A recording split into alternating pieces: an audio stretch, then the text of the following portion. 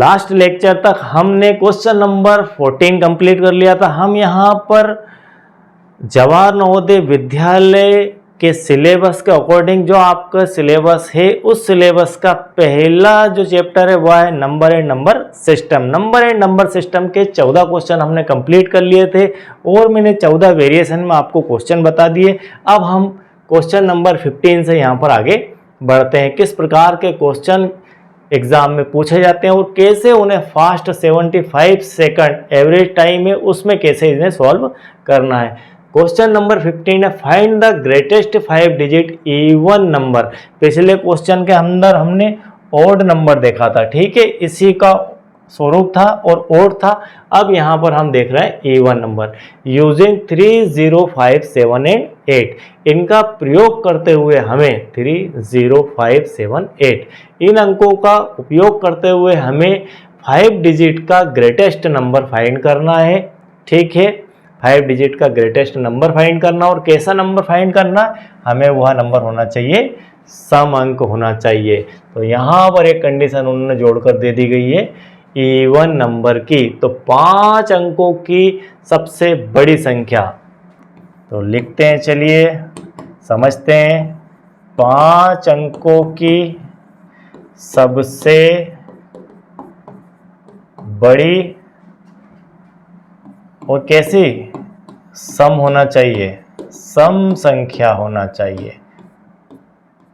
5 अंकों की सबसे बड़ी और कैसी सम होना चाहिए, वह संख्या सम होना चाहिए। तो अब हम पहले सबसे पहले लिखते हैं वह संख्या क्या है, पहले यह समझते हैं। चलिए इसको हटाते हैं यहाँ से। सबसे पहले हम लिखते हैं, समझते हैं कि वह संख्या क्या होगी, बड़ी संख्या। तो हमारी संख्या क्या बनेगी सबसे बड़ी संख्या लिखने के लिए हमें यहाँ पर डिजिट गिनना है। 1, 2, 3, 4, 5 डिजिट दिए हैं, मतलब किसी को रिपीट तो यहाँ पर करना ही नहीं है। तो यहाँ पर क्लियर है और रिपीट करने का कहीं हमें इंडिकेशन भी नहीं दिया है। तो सबसे पहले सबसे बड़ा अंक 8 हो गया, उससे छोटा हमारा 7 हो गया, उससे छोटा हमारा 5 हो गया, उससे छोटा हमारा 3 हो गया और उससे लास्ट में 0 हो गया। ये हमारी बन गई 5 अंकों की सबसे बड़ी संख्या। अब हम इसमें कर देते हैं प्लस, क्या कर देते हैं, एक वर्ड और प्लस करते हैं सम। क्या करते हैं, सम अंक के बनाने। 5 अंकों की सबसे बड़ी संख्या, लेकिन कैसा होना चाहिए, सम होने चाहिए। तो इस अंक में देखते हैं कि आप सम है या ये नहीं है, यह पहले देख लीजिए कि यह सम है या नहीं है। तो यह ऑलरेडी सम दी गई है, बन ही गई है सम, इसलिए हम इसको ऐसा का ऐसा लिख देते हैं 8, 7, 5, 3, 0। अब हमें कुछ भी इसमें उठा पटक करने की आवश्यकता नहीं है। अगर यहाँ पर आपसे विषम संख्या पूछ ली जाए, सम की जगह एक क्या पूछ लिया जाए, इसी में जोड़ दिया जाए विषम, सम को हटाकर यहाँ कह दिया जाए विषम, या A1 की जगह कह दिया जाए ओड, तो क्या होगा, यहाँ होगा 8, 7, 5, 0, 3। इस प्रकार से आपका नंबर आ जाएगा। चलिए आगे बढ़ते हैं। इसके बाद अब आगे चलते हैं तो question number 16, find the greatest 5 digit number. इस क्वेश्चन इस नंबर सिस्टम से आपको आना ही है, ग्रेटेस्ट लोएस्ट से। तो ग्रेटेस्ट 5 डिजिट नंबर यूजिंग कौन से नंबर है, 9, 6, 3 एंड 0। और कैसा, 5 डिजिट का, और डिजिट कितने दिए हैं, 4 दिए। एनी 1 डिजिट रिपीटेड ट्वाइस, आप एक डिजिट को 2 बार उपयोग कर सकते हैं। तो यहाँ पर अंक दिए गए हैं, यहाँ लिख दिए गए हैं 9, 6 और 3, 0। 5 अंकों की बड़ी संख्या अगर लिखते हैं तो इस प्रकार से लिखी जाती है, यह आप बेहतर जानते हैं, लेकिन यह हमारा आंसर नहीं है। क्यों आंसर नहीं है, क्योंकि हमें आंसर लाने के लिए इन नंबरों का उपयोग करना है। तो इन नंबरों से बनने वाली सबसे बड़ी अगर लिखे तो 9, 7, 3, 0 आती है, 9, 7। लेकिन यह कैसी है, यह 4 अंकों की, यह कैसी संख्या है, 4 अंकों की बनी है। यह अभी आपके 4 अंकों की बनी है, हमें बनाना है 5 अंकों की। 5 अंक बनाना है तो यहाँ पर अंक तो 4 है और 4 अंकों से हमने यह संख्या बना ली बड़ी से बड़ी। अब क्या करना है, हमें एक अंकों को रिपीट करना है। कहा भी गया है कि एक अंकों को 2 बार उपयोग करना है और करना ही पड़ेगा, तब जाकर तो हम 5 अंकों की बना पाएंगे। तो एक अंक किसका हम उपयोग करें, अब आप ही बताइए। क्या हम 9 को इसके कितने वेरिएशन हो सकते हैं, हम ऐसा लिख सकते हैं 9 9 6 3 0। हम अगर 6 को रिपीट करना चाहें तो 9 6 6 3 0 ऐसा भी लिख सकते हैं। इसे लिखना चाहें तो 9 6 3 3 0 ऐसा लिख सकते हैं। और इसको उपयोग करना चाहें तो 9 6 3 0 0 ऐसा भी लिख सकते हैं। अब आप देखिए कंपैरिजन करके कि इनमें से सही क्या है। तो सही ये है कि हम पहला जो अंक है बड़ा वाला उसे ही रिपीट करके बड़ी संख्या बना सकते हैं। उसके बाद किसी भी अंक को रिपीट करेंगे तो वो उससे बड़ी संख्या नहीं बन पाएगी। जैसे यहाँ पर हमने रिपीट किया 9 को, तो 9 को रिपीट करने के बाद आपका 99,630 बना और यहाँ पर 96,630, इससे ये ऑलरेडी बड़ी है, ठीक है। और यहाँ देखें अगर हम इसे रिपीट करते हैं तो 96,330 मतलब इससे भी यह छोटी हो गई। और इसके बाद 96,000 या 300 ये इससे छोटी हो गई, मतलब यह छोटी का क्रम तैयार हो गया। तो सबसे बड़ी का क्रम यह है कि आप शुरुआत के 2 अंकों को ही रिपीट करेंगे। शुरुआत के 2 अंकों को रिपीट करने से फाइनली आपकी संख्या बन जाएगी 99630। यह आपका हो जाएगा आंसर 99630, यह फाइनली आंसर हो जाएगा। बात समझ में आ गई होगी कि किस अंक को रिपीट करना है। करने को कहा जाए तो पहले ही अंक को रिपीट करना है बड़ी से बड़ी की स्थिति में, ठीक। चलिए आगे बढ़ते हैं। इसके बाद क्वेश्चन नंबर 17 लेते हैं। क्वेश्चन नंबर आपका 17 है, फाइंड ए प्राइम इवन नंबर। आपको यहाँ पर फाइंड करना है इवन नंबर, ठीक है, वो भी कैसा, प्राइम होना चाहिए। आउट द फॉलोइंग नंबर, दिए गए संख्याओं में दिए गए अंकों में से आपको अभाज्य, और कैसा अभाज्य है, अभाज्य के साथ में सम, मतलब सम प्लस अभाज्य दोनों होना चाहिए। ऐसा इन 4 ऑप्शनों में से आपको एक ऑप्शन लेना है। तो यहाँ पर हम जानते हैं कि सम संख्याएं कहाँ से चालू होती है। सम संख्याओं की स्टार्टिंग 2 से होती है, 2 4 6 8 इस प्रकार से आगे बढ़ते हैं। अभाज्य संख्याओं की स्टार्टिंग 2 3 5 7 इस प्रकार से होती है। तो 2 इसमें सबसे छोटी होती है, इसमें भी 2 सबसे छोटी होती है। अब यहाँ पर सम प्लस अभाज्य दोनों होना चाहिए। तो सम प्लस अभाज्य दोनों होने के लिए और क्या दिया गया है, देख लीजिए आप। दी गई संख्याओं में से ऑप्शन हमें दिए गए हैं 4। एक ऑप्शन आपका ये है, एक ऑप्शन आपका ये भी है, और आपका यहाँ पर 13 है। तो इन ऑप्शनों में से विचार करिए आप। 2, उसके बाद आपका 4 है, उसके बाद 6 है, उसके बाद 13 है। अब आप इसमें से विचार करिए, सम क्या यह आपका सम है? यह सम नहीं है। यह आपका 13 जो है यह आपका इवन नहीं है, यह ओड है, इसलिए कट गया। अब बचता है 2 4 6। 2 4 6 में से अभाज्य काट दीजिए। तो अभाज्य क्या 6 अभाज्य है? नहीं, 6 भाज्य है। यह भी आपकी भाज्य है। तो सिर्फ हमारे पास बचता है 2। तो हम यहाँ पर फाइनली आंसर दे देंगे आपका 2 वाला। ये तीसरा क्वेश्चन, तीसरा आंसर आपका 2 यहाँ पर आता है। तो 2 आपका फाइनली आंसर हो जाएगा। इन दोनों के अंदर भी है और सम भी है और अभाज्य भी है। वह नंबर है हमारा 2। तो 2 आ जाएगा हमारे आंसर के फॉर्म में। फाइनली आंसर हम इसका लिख सकते हैं 2। ठीक है, बात समझ में आ गई होगी। तो क्रॉस चेकिंग आपको करना आना चाहिए, क्रॉस भी करना आना चाहिए कि कौन से नंबर को क्यों काटा जा रहा है।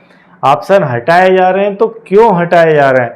सबसे पहले यही सीखना है कि हम 13 को हटा रहे हैं तो क्यों हटा रहे हैं। 13 को इसलिए हटा रहे हैं क्योंकि ये हमारा ऑड नंबर है, 6 हमारा भाज्य है, 4 भी हमारा भाज्य है। बचता है क्या है? 2 बचता है मात्र, जो सम भी है और अभाज्य भी है, इसलिए हमने इसे सिलेक्ट कर लिया। और यह आपका एक IMP क्वेश्चन भी तैयार हो गया है। चलिए अब हमारा question number 18, the place value of 5 के यहाँ पर प्लेस वैल्यू फाइंड करना है। बहुत ही इंपॉर्टेंट क्वेश्चन है। 214.56 लिखा हुआ है, इसके हमें प्लेस वैल्यू निकालना है। संख्या 214.56 में 5 का स्थानीय मान क्या होगा। जनरली हम स्थानीय मान को बहुत बेहतर तरीके से समझते हैं और उसे सॉल्व भी कर देते हैं। लेकिन इस प्रकार के क्वेश्चन आपके एग्जाम में जब आ जाते हैं तो बड़ी ही परेशानी का सामना करना पड़ता है, क्योंकि यदि आपको दशमलव की संख्याओं का स्थानीय मान निकालना नहीं आता है तो इसे अमूमन आप गलत करके ही आएंगे। यदि आपने इससे पहले इस टाइप के क्वेश्चन कंप्लीट नहीं किए हैं तो इसे ध्यान से समझ लेना, और इस प्रकार के क्वेश्चन एग्जाम में पूछे ही जाते हैं। तो चलिए स्टार्ट करते हैं हमारा इसका सॉल्यूशन।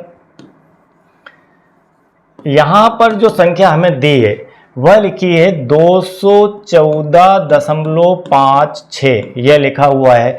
हम एक सिंपल तरीका पहले देख लेते हैं कि किस प्रकार से स्थानीय मान निकाला जाता है। हमें यदि संख्या होती 214, 5 और 6, इस प्रकार का नंबर हमारे पास होता तो हम 5 का स्थानीय मान क्या निकालते हैं। आप सभी जानते हैं कि हम 6 को लिखते 6 इंटू 1, 6 उसकी फेस वैल्यू है और प्लेस वैल्यू वहां पर 1 है। और 5 की प्लेस वैल्यू के लिए 5 की फेस वैल्यू 5 इंटू 10, इस प्रकार से लिखा जाता, क्योंकि हमारा 6 क्या है, 6 किस प्लेस के ऊपर है, 6 हमारा है पॉन्स के ऊपर, ये टेंस के ऊपर, ये आपका यहाँ पर लिखा हुआ 100 के ऊपर, ये आपका 1000 और ये आपका 10,000। ठीक है, अगर हम इसे इकाई, दहाई, सैकड़ा, हजार और 10,000 बोलते हैं और लिखते हैं तो आपके 5 की प्लेस वैल्यू 5 इंटू 10, 5 का स्थानीय मान 5 गुणित 10 होता है। इसी प्रकार से 4 का स्थानीय मान यदि देखें तो 4 गुणित, इसके बाद 2 अंक है तो हम यहाँ पर 1 के ऊपर 2 जीरो ले लेंगे, और 1 के लिए कहें तो यहाँ पर 1 गुणित 1 के बाद 3 जीरो है तो आपकी आ जाएगी यहाँ पर 3 जीरो। और 2 की बात करें तो यहाँ पर 2 इंटू 2 के बाद 2 और 2 4, तो यहाँ पर आ जाएगी आपकी 4 जीरो। जनरली इस प्रकार से हम स्थानीय मान को निकालते हैं। लेकिन अब आ चुका है यहाँ पर दशमलव। जब दशमलव की संख्या आ जाती है तो इसके स्थानीय मान को निकालने का तरीका बदल जाता है। कैसा तरीका होगा, क्या तरीका होगा, अब आप ध्यान से समझ लीजिए। जहां पर दशमलव है उसके इधर से हम इसे इकाई गिनना चालू करेंगे। जैसे आपने यहां से 1 से चालू किया था इकाई, उसी प्रकार से यहां से 14 का 4 जो है यह आपका इकाई है, यह आपका इकाई है, यह आपका दहाई है और यह आपका सैकड़ा है। इकाई को हम कहते हैं ओंस, यह आपका हो गया टेंस और यह आपका हो गया 100। तो इस हिसाब से अगर देखा जाए तो इसकी प्लेस वैल्यू क्या होगी, 4 इंटू 1 हो जाएगी। इसकी प्लेस वैल्यू आपकी हो जाएगी यहाँ पर 1 की 1 इंटू 10, और इसकी प्लेस वैल्यू हमारी हो जाएगी 2 इंटू आपकी 100। ठीक है, ये इनकी प्लेस वैल्यू हो जाएगी 214 की प्लेस वैल्यू। अब दशमलव के बाद जो 5, 6 है, दशमलव के बाद जो अंक आते हैं वे सभी अंक हमारे 1 से छोटे होते हैं। 1 से छोटे होने का अर्थ, इसीलिए हम इसे दशमलव के बाद 5, 6 इस प्रकार से पढ़ते हैं। कभी भी हम इसको 56 नहीं पढ़ेंगे, हमेशा 0.56 ही पढ़ेंगे और समझेंगे। तो यह वैल्यू दशमलव के बाद की आपकी 1 से छोटी होती है। जब हम डेसिमल पढ़ेंगे, दशमलव पढ़ेंगे, तब इसका पूरा डिटेल में आपको जरूर बताऊंगा। अभी इतना समझ लीजिए आप इस स्थानीय मान के विषय में।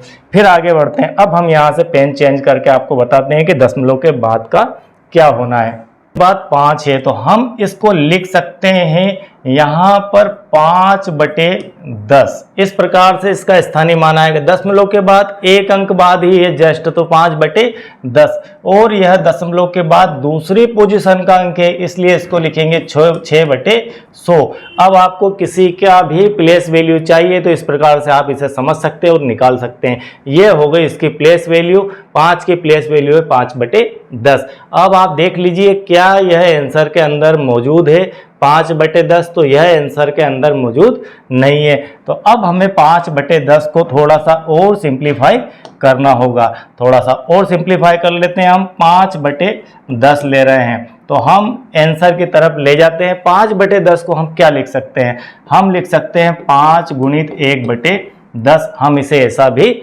लिख सकते हैं। 5 गुणित 1/10 लिख लिया इसके बाद यह भी इसके अंदर नहीं है, वो थोड़ा सिंप्लीफाई करते हैं तो 5 इंटू 1/10 को हम क्या लिख सकते हैं, 1/10 का मतलब होता है 0.1। इस प्रकार से भी यह लिखा जा सकता है, क्योंकि 0.1 के ऊपर से हटेगी तो नीचे 0 के रूप में चली जाएगी, यह हम भली भांति जानते हैं। तो यह हमारे आंसर से शायद अब मैच हो जाएगा। तो 5 इंटू 0.1 यह हमारा आंसर आ चुका है। इस प्रकार से यह हमारा क्वेश्चन सॉल्व हो जाएगा। तो प्लेस वैल्यू निकालते समय इन बातों का हमें ध्यान रखना है कि दशमलव के बाद जो नंबर आएंगे वह आपके यहाँ दशमलव है, इसके बाद पहला अंक है मतलब 1/0, दूसरा अंक है तो बटे में 2 0, तीसरा अंक है तो उसके बटे में 3 0। इस प्रकार से आपको लेकर आगे बढ़ना है, ठीक है। और जनरली हम इसे यहाँ 5 की प्लेस वैल्यू क्या आती, 5/5 गुणित 10 आती। तो 5 गुणित 10, ये गुणा में जो 10 है ये इसके बटे में 10 हो जाएगा, और इसके विपरीत ही चलना है। तो इसको आप फॉलो ना कीजिए, ये एक अलग विषय है और ये एक अलग विषय, ये मैथमेटिक्स का अलग स्वरूप है और यह एक अलग स्वरूप है।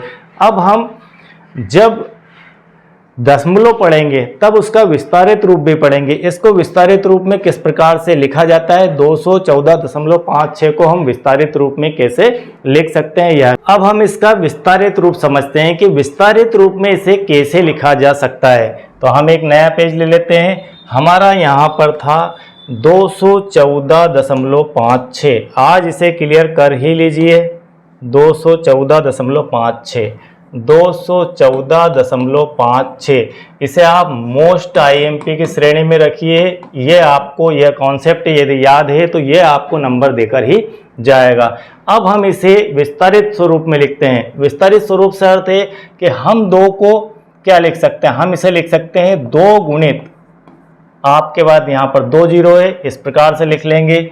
1 गुणित यहाँ पर 10 लिखेंगे प्लस 4 गुणित 1 लिखेंगे। इस प्रकार से इसको विस्तारित रूप में लिखेंगे। 2 के बाद यहाँ पर 2 0 है, 1 के बाद 1 0 है, 4 के बाद कोई 0 नहीं है। अब बात आती है दशमलव की, हम इसे लिखेंगे 5/10, इस प्रकार से लिखा जाएगा। और दशमलव के बाद आपका दूसरा अंक है तो इसे हम लिखेंगे 6/100। अब इसका टोटल वापस यह आ जाना चाहिए, क्योंकि मैंने यहाँ पर प्लस का साइन यूज किया है। कहाँ कहाँ प्लस लिया है आपको दिख ही रहा होगा। अब मैं इसे फिर से अगेन दूसरे स्वरूप में लिखता हूँ। यहाँ पर हो गया ये प्लस 1 गुणित 10 धन 4 गुणित 1 धन। यदि इसे लिखना चाहे दशमलव के रूप में तो हम इसे लिखेंगे 0.5। क्या लिखेंगे, 0.5। और इसे अगर लिखना चाहें तो हम इसे लिखेंगे 0.06। इस प्रकार से यह लिखा जाएगा। अभी जस्ट हमने इसको क्या लिखा था, यहाँ पर 0.5 ही लिखा था। यदि आपके आंसर में 0.5 आता है तो आप इसको 0.5 भी लिख सकते हैं, या फिर इसे 5 गुणित 1/10 भी लिख सकते हैं, या फिर इसे आप 5 गुणित 0.1 भी लिख सकते हैं। ये सब कुछ एक ही है, ठीक है।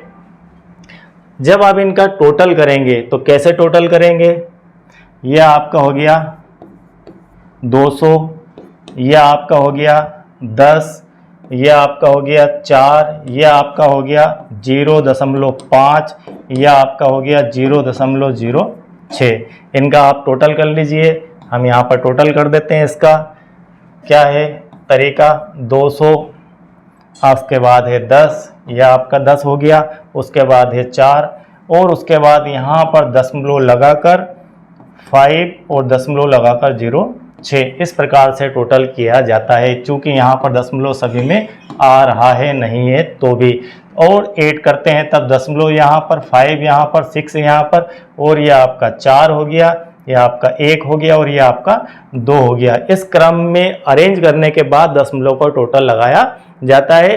तो आपको मैंने विस्तारित स्वरूप भी समझा दिया कि किस प्रकार से विस्तारित स्वरूप में इसको लिख सकते हैं, किस प्रकार से हम इसकी प्लेस वैल्यू निकाल सकते हैं। तो यह इसकी प्लेस वैल्यू है। इसे हम 5/10 के फॉर्म में भी लिख सकते हैं, इसे हम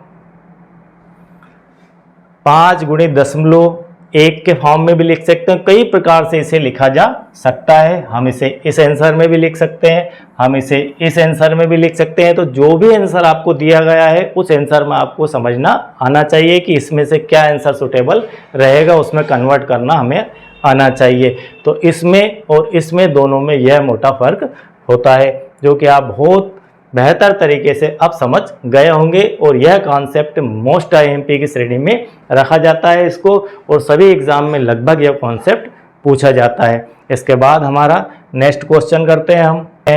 question number 19, in A question of division, एक भाग का क्वेश्चन है ये। इफ डिवाइजर इज 51, क्या दिया है हमें, दिया है डिवाइजर 51 है इसका। ओके, आगे बढ़ते हैं। क्वेश्चन आपका दिया है 16, यह क्वेश्चन आपका हो गया 16। एंड रिमाइंडर 27, रिमाइंडर यहाँ पर दिया है 27। Then the dividend will be, आपको डिविडेंट यहाँ पर फाइंड करना है। ठीक है, बात समझ गए। हिंदी में किसी भाग में, भाग का कोई सवाल है, उसके अंदर भाजक आपका 51 51 है, भागफल 16 है, शेषफल 27 है, तो भाज्य आपको ज्ञात करना है। हम बेसिक लेक्चर के अंदर पढ़ के आ रहे हैं, जिसका फार्मूला क्या बनता है, भाज्य बराबर भाजक गुणित भागफल धन शेषफल, यह हमारा बेसिक फार्मूला होता है। Dividend equal to divisor into quotient plus remainder, यह इंग्लिश में इसका फार्मूला होता है। इस फार्मूले के अंदर वैल्यू हमें पुट करना है। तो यहाँ पर फाइंड क्या करना है, डिविडेंड ही फाइंड करना है। तो डिविडेंड फाइंड करना है, डिवाइजर की वैल्यू कितनी है, भाजक की वैल्यू कितनी है, भाजक की वैल्यू है 51, ये रख दी 51, दिया है ना यहाँ पर डिवाइजर। अब क्या दिया है, गुणित भागफल कितना है, क्वोशिएंट हमारा 16 है, भागफल हमारा 16 है, और शेषफल कितना दिया है, शेषफल 27 है, रिमाइंडर 27 है, 27 इसमें ऐड कर देते हैं। तो कभी भी या हमेशा, ये इसका अर्थ ये है कि मान लीजिए आपने 9 में 2 का भाग लगाया, आपका है यहाँ पर 4, ये 8 और 1। ठीक है, तो जब आप 4 का गुणा किसका, इस 2 का गुणा 4 में करेंगे और इसमें +1 कर देंगे, इसका इसमें गुणा करेंगे और इसे इसमें प्लस कर देंगे, तो आपको 9 प्राप्त हो जाएगा। मतलब 2 गुणित 4 धन 1 से आपको प्राप्त हो जाता है 9, 2 चुको 8 और 1 9। तो ऐसा ही यह कह रहा है, ठीक है, कि इन्हें एक भाग दिया, उस भाग देने के बाद यह कंडीशन निर्मित हुई। तो आपका वह जो बीच वाला नंबर था जिसमें आपने भाग दिया था डिविडेंड, वह क्या है, आपका भाज्य नंबर क्या है। तो भाज्य नंबर को फाइंड करने के लिए, ज्ञात करने के लिए यह फार्मूला उपयोग में लाया जाता है। अब यहाँ इसको सॉल्व कर देते हैं। 51 का आपको 16 से गुणा करना है, तो 16 एकम 16 होती है। उसके बाद एक आपका रखा हुआ है, और 16 पंजा 80 और 1 81, तो 516 धन 27। ठीक है, इसमें जोड़ देते हैं 27, 7 और 6 13 की 3, हासिल का 1 2 और 1 3 और 1 4 और 8 का 8 ही 8, 843 ये आपका सही आंसर आ जाएगा। 843 एक नंबर पर ही आपका दिया हुआ है, जो कि सही आंसर है। तो इस प्रकार के सरल क्वेश्चन भी कभी कभी पूछ लिए जाते हैं, लेकिन हार्ड क्वेश्चन का लेवल 3-4 क्वेश्चन आपके आएंगे, तो वो किस चैप्टर से जाए यह पता नहीं है। तो सभी चैप्टर के सभी प्रकार के क्वेश्चन, हार्ड और सिंपल दोनों की तैयारी करके चलना है। The smallest 4 digit number when the expressed as a product of prime is, 4 अंकों की सबसे छोटी संख्या को अभाज्य गुणनफल के रूप में विस्तारित करने पर प्राप्त होगा। अब सबसे पहले हमें यह ध्यान रखना है कि 4 अंकों की सबसे छोटी, तो 4 अंकों की सबसे छोटी, 4 अंकों की सबसे छोटी क्या नंबर होती है, 4 अंकों की सबसे छोटी संख्या होती है आपकी 1 के ऊपर 3 0। यह हमारा फार्मूला है। 4 अंकों की सबसे छोटी लिखने के लिए 1 के ऊपर 4 है यहाँ, तो 3 0। 5 अंकों की लिखने के लिए 1 के ऊपर 4 0, यह हमारा फार्मूला है। ठीक है, 1000 हो गई। अब इस 1000 को आप अभाज्य गुणनखंड के रूप में कैसे लिख सकते हैं, इसके प्राइम फैक्टर शब्द को न उपयोग करते हुए प्रोडक्ट ऑफ प्राइम का उपयोग किया गया है। तो मतलब जो आप यहाँ पर प्राप्त करेंगे गुणा के रूप में, वह बिल्कुल उसके बाद में उसके टुकड़े होने की संभावना नहीं होना चाहिए। इसका अर्थ ऐसा है। तो पहला ऑप्शन है आपका 5 गुणित 5 गुणित 5 गुणित 8। एक एक पे विचार करिए आप। 5 गुणित 5 गुणित 5 गुणित 8, क्या अब इसके और फैक्टर नहीं हो सकते? क्या यह प्राइम कंडीशन में आ चुका है? तो हम देख पा रहे हैं इसके अंदर कि आप जो है 8 को देखेंगे तो 8 के अभी 2 इंटू 2 इंटू 2 की संभावना बनती है या 4 इंटू 2 की संभावना बनती है। इसलिए यह ऑप्शन आपका नहीं हो पाएगा सही, क्योंकि यह लास्ट टुकड़ा नहीं है। 8 को हम और भी टुकड़ों में विभाजित कर सकते हैं। सेकंड में यहाँ पर 4 गुणित 2 लिखा है तो 4 को भी हम जैसे यहाँ 8 को कर सकते हैं वैसे यहाँ 4 के भी और टुकड़े हो सकते हैं। शब्द हमारा है प्राइम। कौन सा? प्राइम। और इस प्राइम को लेकर मैं यहाँ कट के निशान लगा रहा हूँ कि यह गलत है। वैसे सब कुछ सही है। अगर मैं इसमें से प्राइम शब्द को हटा देता हूँ तो सब सही है और प्राइम लगा देता हूँ तो यहाँ कंडीशन बन जाएगी कि अब लास्ट टुकड़ा होना चाहिए उसका। 4 को हम ब्रेक कर सकते हैं, यहाँ 8 है, ये ब्रेक हो सकता है। 4 को हम लिख सकते हैं 2 गुणित 2। अब यहाँ पर लिखते हैं 5 गुणित 5 गुणित 5, 2 गुणित 2 गुणित 2। अब इसके बाद और टुकड़े होने की संभावना नहीं होती है। और यहाँ पर 10 गुणित 10 गुणित 10 3 बार लिख दिया। 10 दाम 100 धाम 1000। तो यहाँ पर 10 के और भी टुकड़े हो सकते हैं। और वो टुकड़े कैसे हो सकते हैं? वो 5 गुणित 2 5 गुणित 2 5 गुणित 2 इस प्रकार से। तो यह आपका सही आंसर हो जाएगा। कहने का अर्थ है कि इसके बाद में और टुकड़े होने की संभावना नहीं बनती है, इसलिए हम इसे कहते हैं प्रोडक्ट ऑफ प्राइम। यह गुणा के रूप में लिखा है लेकिन यह प्राइम है। ठीक है, तो यह हो गया हमारा क्वेश्चन नंबर 20 कंप्लीट। इसके बाद बहुत ही महत्वपूर्ण क्वेश्चन 8-10 और आने वाले हैं जो अमूमन एग्जाम में पूछे ही जाते हैं, जिनको मैंने लास्ट में रखा है इस चैप्टर के। ठीक है, उनको बहुत ही बढ़िया तरीके से हम कंप्लीट करेंगे। तो आई होप कि यह आपको बिल्कुल समझ में आ गया होगा। और इन वीडियोस को आप प्रॉपर देखते रहिए, चैनल को फॉलो करते रहिए, सीखते रहिए, तो डेफिनेट आप नवोदय के अंदर सिलेक्ट हो पाएंगे। आप ज्ञानोदय की एग्ज़ाम दे रहे हैं, आप सैनिक स्कूल की तैयारी कर रहे हैं, आप किसी भी एग्ज़ाम की तैयारी कर रहे हैं, आपको यहाँ पर सफलता ज़रूर मिलेगी। यहाँ पर आपकी मेहनत बेकार नहीं जाएगी। हम बिल्कुल बेसिक से आपको बता रहे हैं और एक एक क्वेश्चन बिल्कुल चुनिंदा क्वेश्चन है और उन सिलेबस के अकॉर्डिंग क्वेश्चन है। कुछ भी ऐसा नहीं है कि ये कुछ भी क्वेश्चन है, कुछ तो भी है, कुछ तो भी नहीं है। ये क्वेश्चन प्रॉपर क्वेश्चन है जो परीक्षा में पूछे ही जाते हैं और उनके जैसे हैं। ठीक है, तो यदि आपने अब तक सब्सक्राइब नहीं किया है तो चैनल को सब्सक्राइब कर लीजिए, लाइक कीजिए और अपने दोस्तों को शेयर कीजिए और बताइए कि एक चैनल है डीपी ऑडिटोरिया जो आपको इस प्रकार की coaching free of cost provide करवाता है। Thank you very much.